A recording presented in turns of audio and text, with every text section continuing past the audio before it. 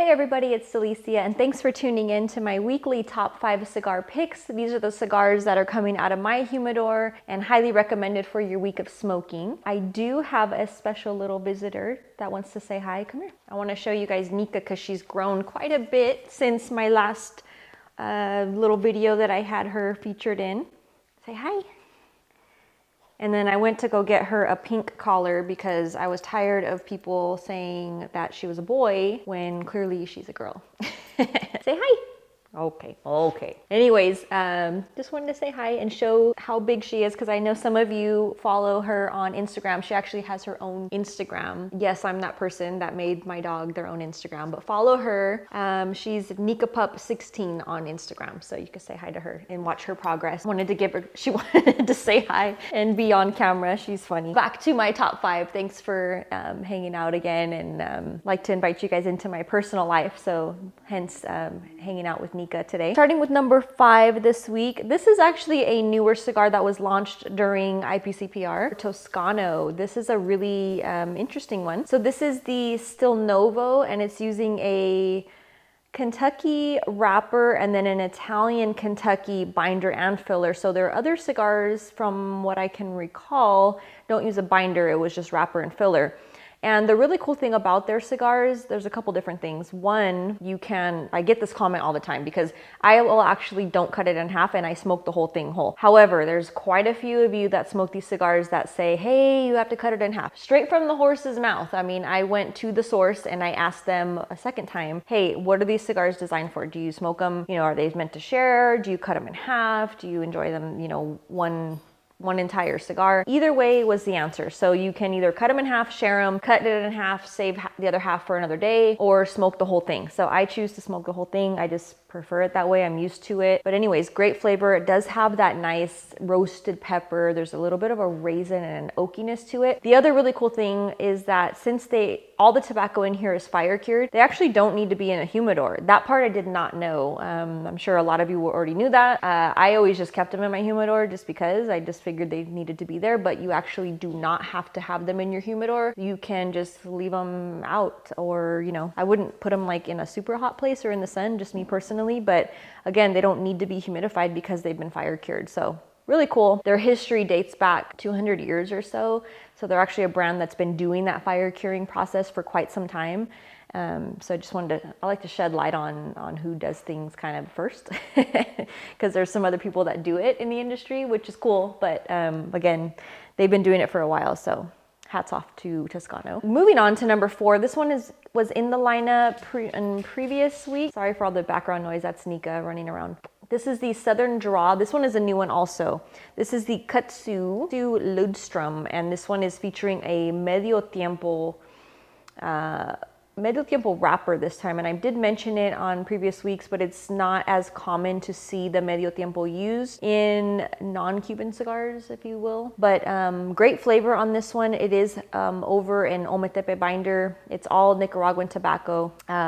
You're getting golden raisin, dried fruit, rice pudding, dark chocolate on those notes. Really, really nice. It's a box press belicoso, beautiful. The packaging is great. It's in these little camo paper type of, they're very eco-friendly, if you will. So really nice, and I like the whole camo. Moving on to number 3, we have the Sobre Mesa Brulee. So I had to correct myself. I did some corrections on Instagram as well as the actual review I did. Not too long ago, I released a review of the Sobre Mesa Brulee, accidentally calling it a creme brulee. I had several people bring it to my attention. I completely just overlooked that and was just calling it creme brulee. I don't even know where that started. I think it was on Instagram that I had some people refer to it that way, and I didn't even double check. And reading the press release, when I reread it, it was like, oh yeah, it says brulee, not creme brulee.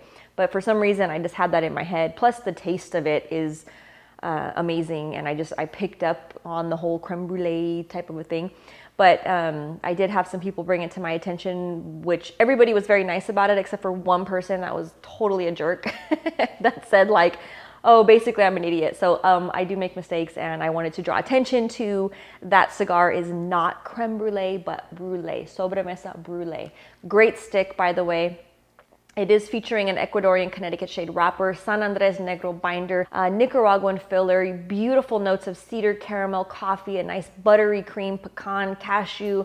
It's very creme brulee-ish, but the name is not creme brulee, it's just brulee, just for the record. So great stick, definitely one you want to pick up a box of.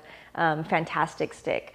Again, moving on to number 2 this week, the Highclere Castle Victorian this time, not the Edwardian. So this one is a newer cigar. I just realized that I actually picked all new cigars this week. So these are all trade show releases, and hopefully by now you should be able to find them no problem in most of your local brick and mortars. So the Highclere Castle Victorian, also blended by Nick Melillo, just like the predecessor. Beautiful stick, a little fuller bodied. A recommended pairing is with the Highclere Castle Gin, so very nice on that. This one is featuring an Ecuadorian Habano wrapper, Brazilian Mata Fina on the binder, Nicaraguan filler.